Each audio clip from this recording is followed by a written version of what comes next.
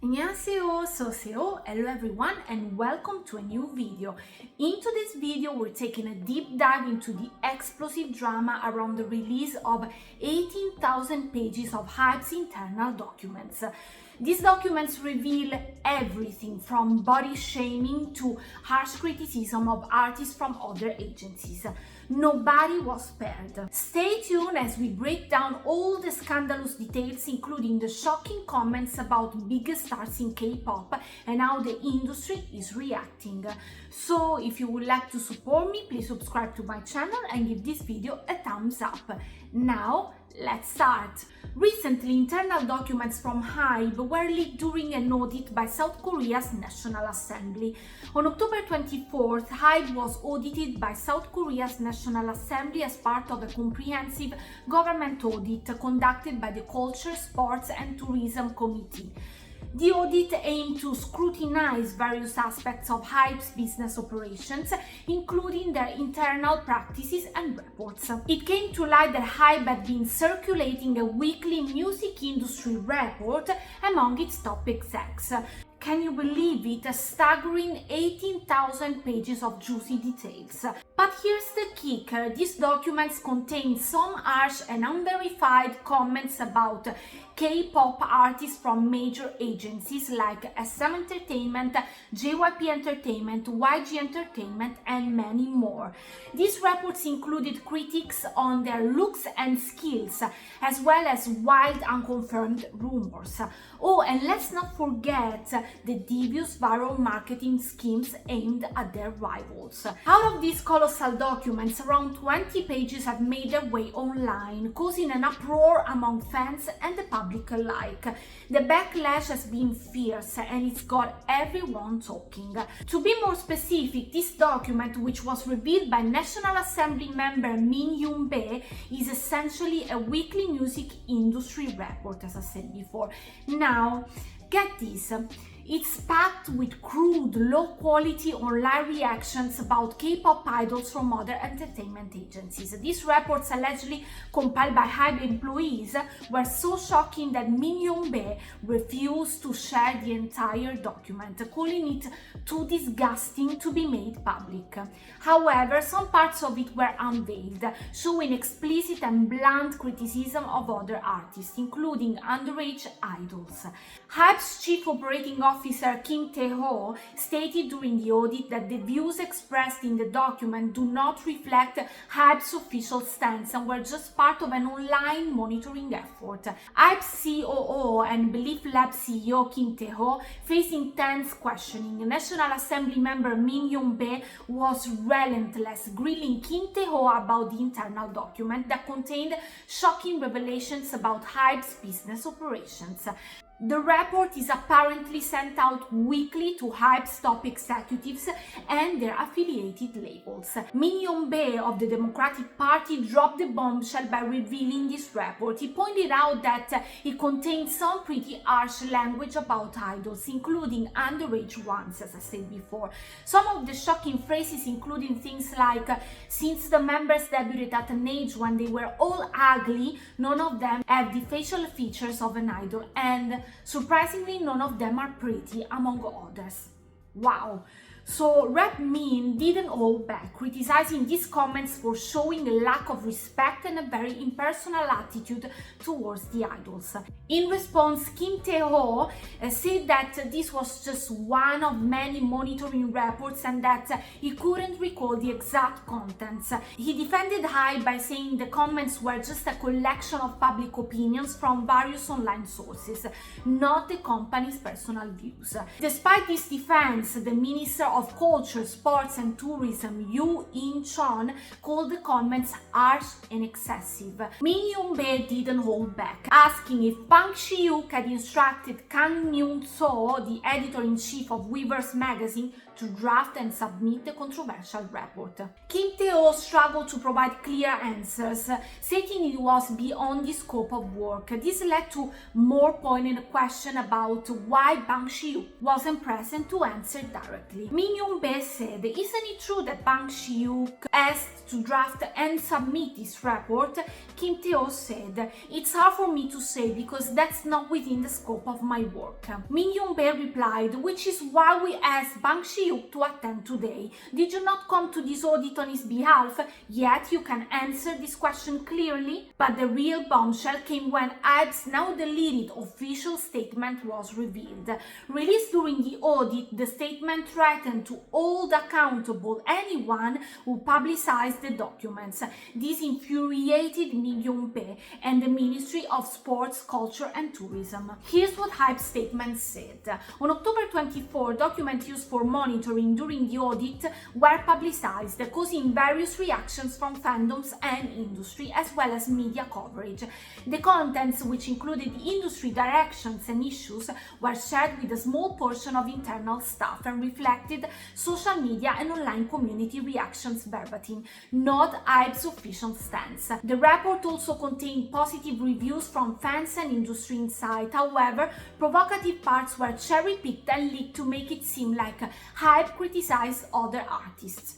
HYBE vowed to hold those responsible accountable. When the National Assembly learned of the statement, Kim Tae-ho was berated for HYBE's inappropriate response. National Assembly member Jeon Chae-soo, head of the Culture, Sports and Tourism Committee, criticized HYBE for not taking the audit seriously and demanded an apology.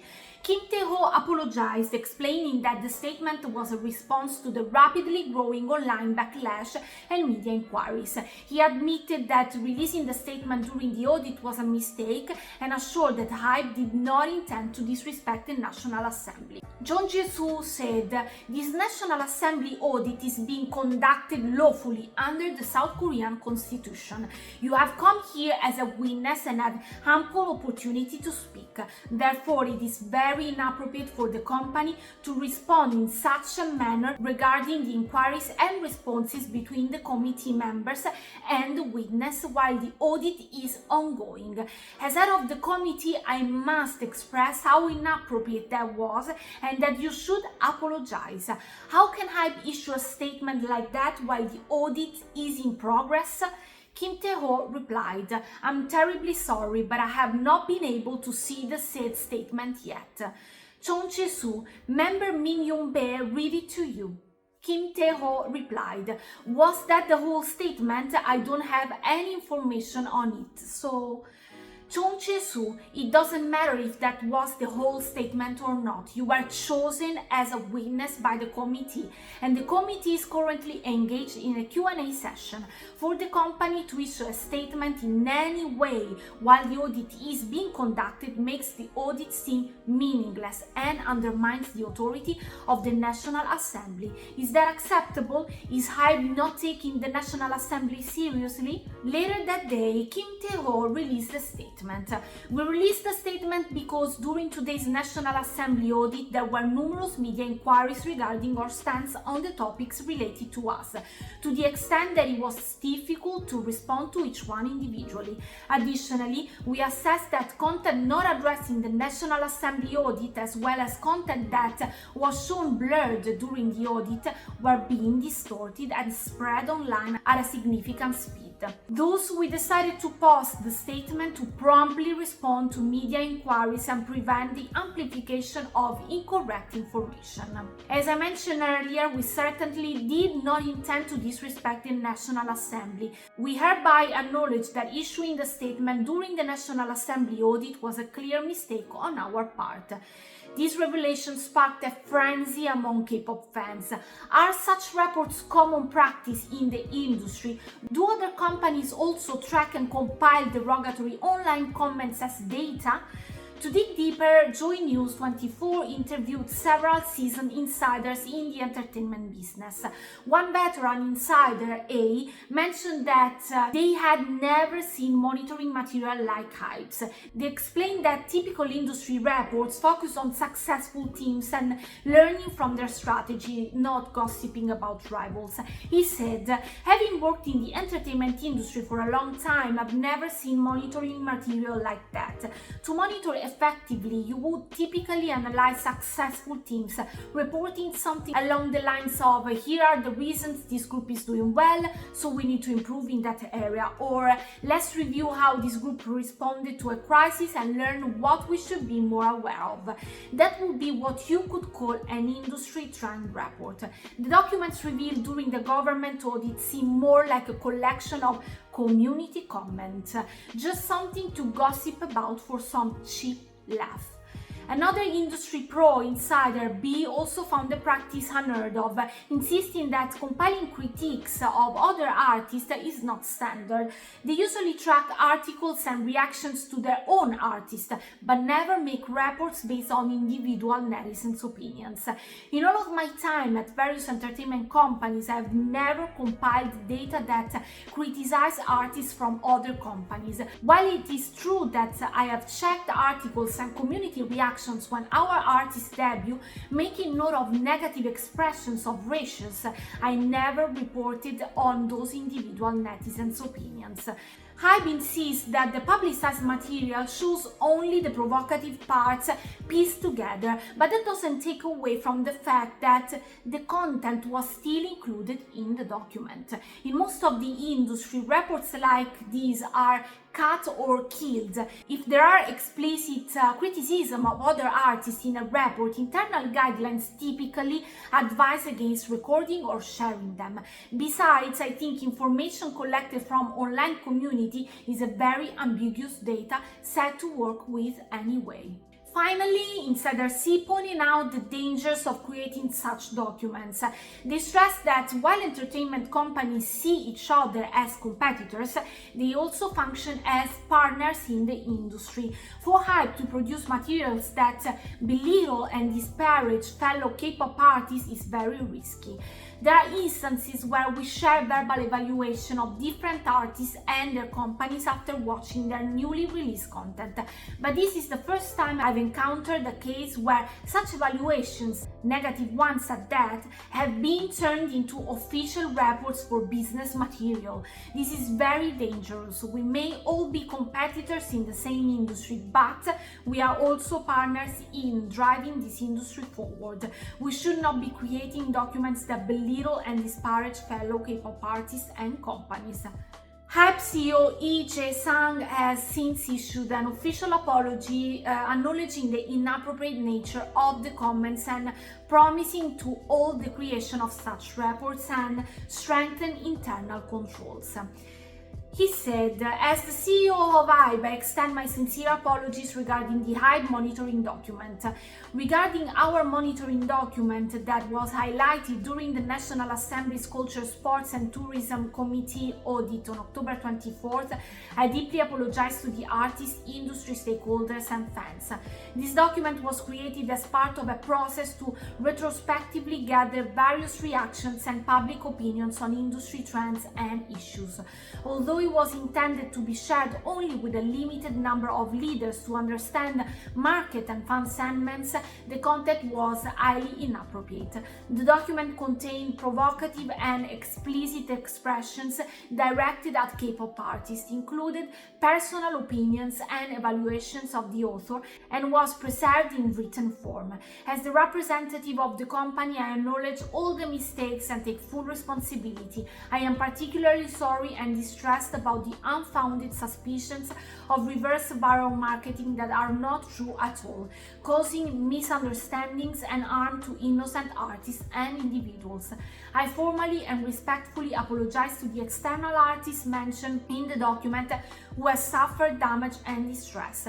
We are also reaching out to each agency individually to offer our apologies directly. Additionally, I am also sincerely extending an official apology to all the artists of HYBE Music Group who have been subjected to criticism due to the company. I acknowledge the lack of awareness among the leadership who received the document, and as CEO, I have immediately halted the creation of such monitoring documents. I promise to establish guidelines and strengthen internal controls to prevent such issues from occurring again. Once again, I apologize to the artists artists, industry stakeholders, fans, and everyone who loves and supports K-pop for the pain caused by this incident. As the company's representative, I commit to thorough reflection and self-examination to rectify past mistakes and prioritize the rights of all K-pop artists and respect for fans.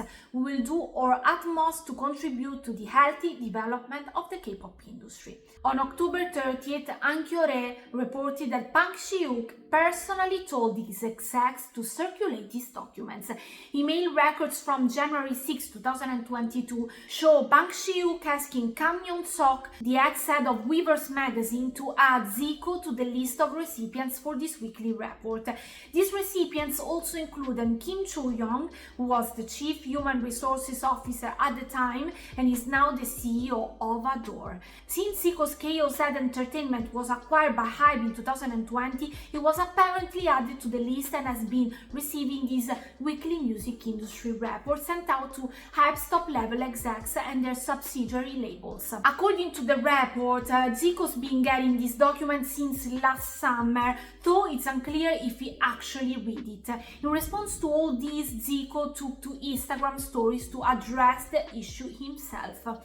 I can't believe this is happening. After checking the report from today, I thought it would be best to address this directly, so I'm leaving this message. I have never seen the document in question, nor have I ever opened the email itself. I only found out that I was added as a recipient through today's report. To prevent any further misunderstandings, I directly requested KOZ to verify that I have not opened any of the emails or documents, and they confirmed this. I hope everyone who was worried can have a peaceful day today. On October 29th, even 17 Sungwon decided to speak up through his personal Instagram account. I don't want to see people hurting each other anymore. Watching everything that has happened so far, I kept my feeling in check, thinking that somehow it would all pass and continue to work hard with the members as I always have. However, just watching these situations and hoping the fire will die down is no longer an option. I feel that I can no longer stay silent for all my colleagues who are working hard even at this moment, my fans, my members, my people who are getting hurt.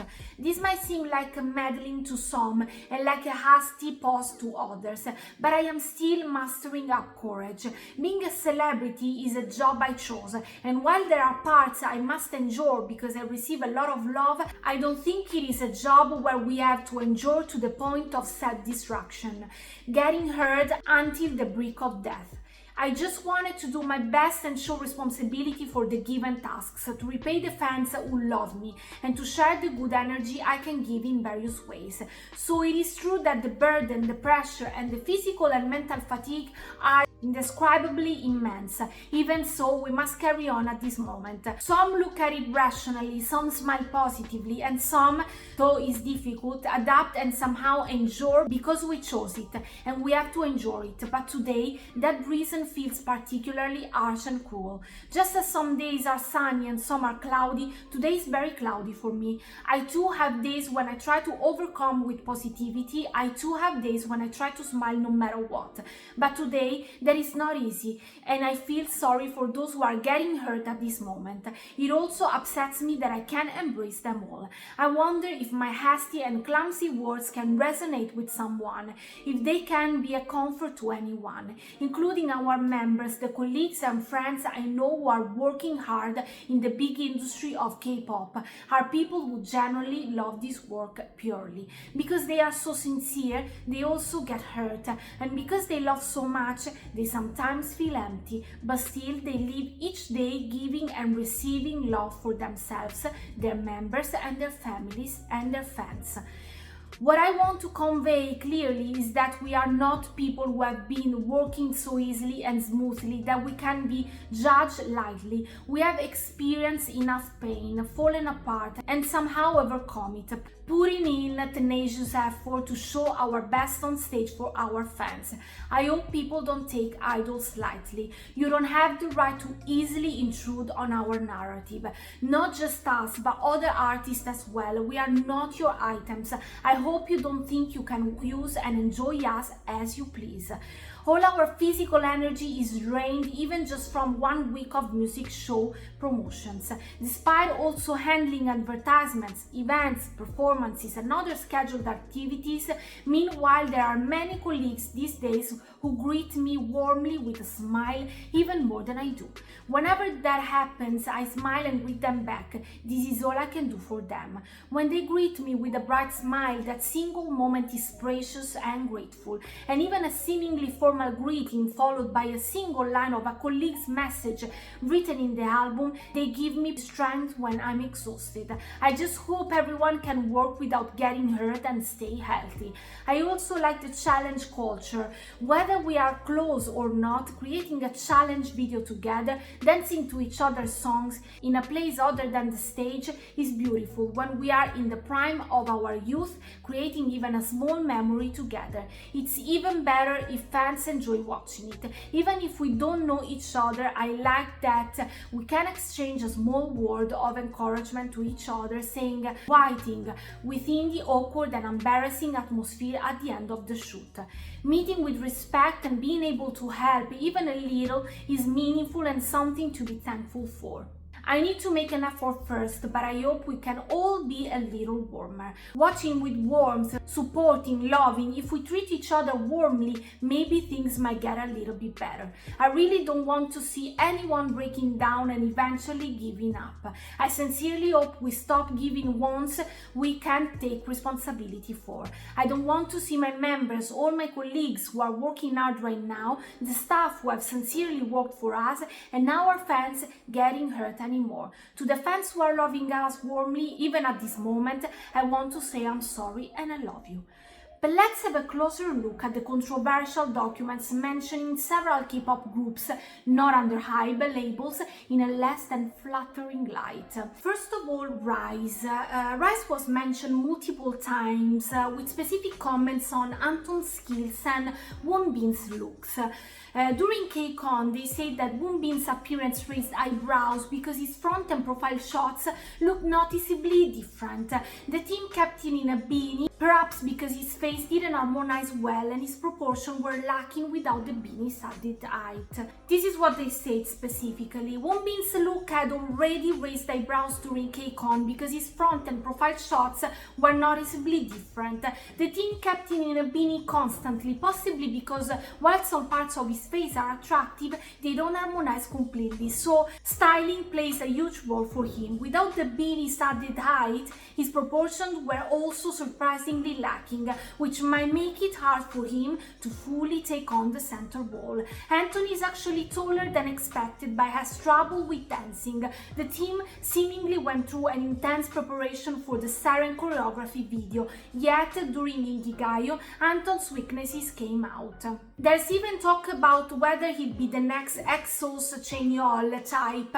It's not just that he's clumsy, he doesn't seem to understand the movements well and kept glancing at other members for cues. It's uncertain whether training can help him improve, which is somewhat concerning. Then we have NCT Dreams and Stray Kids. The documents contain comments about Chanbin's physique from Stray Kids and compared NCT Dreams present to TXT Hyunjun. They notice how Hyunjun's physique overshadowed both groups, making a stark contrast when he stood next to Chanbin. They said, of course, Hyunjun is good at performing and emceeing. Even just standing still, he brings meaning to things. He just had to be the one interviewing NCT Dreams and Stray Kids, and we felt sorry seeing how Hyunjun destroyed both groups with his physique. Soobin is known for his tall height and his pure and naive image, so he didn't look too out of place alongside them. But the difference between Hyunjun and Chanbin when they stand next to each other is too much. Then they talk about Blackpink. Blackpink was discussed in terms of their sales performance, with the documents labeling them as famous for being famous, which many fans found disrespectful to their talents. It seems like their ticket power isn't as strong in Japan and North America, but they're still drawing good numbers across Asia and Europe. After their concert in Kaohsiung, their song started charting again in Taiwan. Though Taiwan and Hong Kong are smaller markets and may not seem hugely impactful, fans posting concert footage of a venue with a packed audience does benefit the group's image. They have been doing a lot of tours lately, with a notable increase in close-up fan cams of individual members. Blackpink is pretty much the classic case of a famous for being famous group, so gathering proof of their top star lifestyle across Asia is a valuable asset for them. Then we have Triple S. The girl group Triple S was mentioned as being more like the standard of an interest group in college, rather than a legitimate K-pop group. Their choreography video for New Look was described as awkward and likened to the style of Japanese idols from the Showa era. Then we have Baby Monsters and SM's upcoming girl group. The documents insulted both Baby Monster and SM Entertainment's upcoming girl group, suggesting that SM's new group was less attractive than Baby Monster. The visuals of Baby Monsters were also criticized. They said, SM's new girl group, none of them are pretty. I wondered if their trainee infrastructure was even worse than Baby Monster. Then we have also Zero Base One. Zero Base One was described with the phrase synergy of ugliness, highlighting their visuals in a negative way. They said, as a whole group, they are scheduled to appear on Amazing Saturday. They have 2 episodes on K-Star Next Door, one of which has already been released. When the members are grouped together, they create this synergy of ugliness that is hard to stand. Then, of course, we have New Jeans. HYBE's document mentioned plan to throw away New Jeans in favor of promoting Les Seraphim and Eyelid. They said, HYBE's new Ille to refer to New Jeans, Eyelid and Les Seraphim. People began to mention Eyelid more. Right now, it might be necessary to tie Les Seraphim to Blackpink, aespa and HYBE into the category of girl groups as million sellers in the first week of sales, and separate them from the 4th generation. We were plagued by the term New Ille for a few days, but we can't just throw new away and start a whole new thing. Then we have Richa. They were criticized for not having skills at an idol level, and their concept was insulted. The document suggested that JYP Entertainment randomly selected members from various countries to try and make them look cute in the typical JYP way, which the rapper found ineffective. The issue isn't about who they picked, but rather what they are doing with the members they picked. Watching them perform on stage is somewhat disappointing. It's as if this company became overly obsessed with the success of the group Niche. They seem to have randomly selected kids from various countries, trying to make them look cute in the typical JYP way, as if that will automatically attract fans. Maybe it's JYP's conceitedness, but they almost always bring in amateurs to train. Honestly, the level of skills from this group is like that of foreign students majoring in Korean language studies who were recruited with long-term residency in mind. The music video is shockingly cliché, with a scene where the members dream of becoming idols, but their audition is judged by 3 foreigners.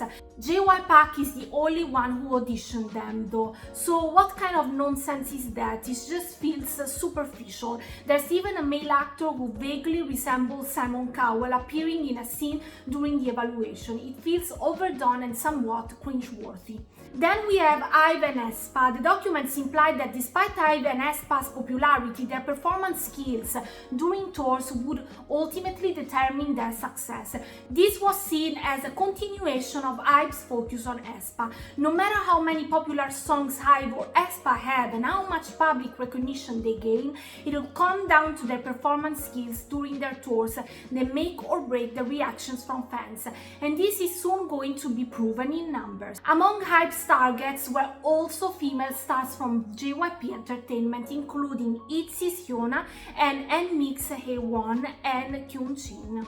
Let's break down the details. HYBE's documents reportedly criticized Itzy's Yuna for her focus on appearance, hinting that she might be leaning into a sex appeal style. They even compared her to former JYP idols Sunmi and Yuna, suggesting she faced similar pressures in a challenging environment.